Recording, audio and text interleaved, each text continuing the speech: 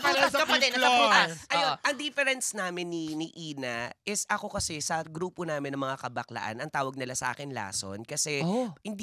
wala ako doon sa sa homosexual, wala ako sa transsexual. Andun ako sa category ng bisexual because I do both ways. Oh, eh, di nandun ka sa okay. mga letters, di ba, LGB? Oh. Hindi, Bisexual. oo, kaya ka honor. Ako nga wala Teka, dun eh. okay, Diba? para sa mga hindi nakakaalam, Sige total nga. na race na Sige natin, nga, Madam Chair. LGBTQ.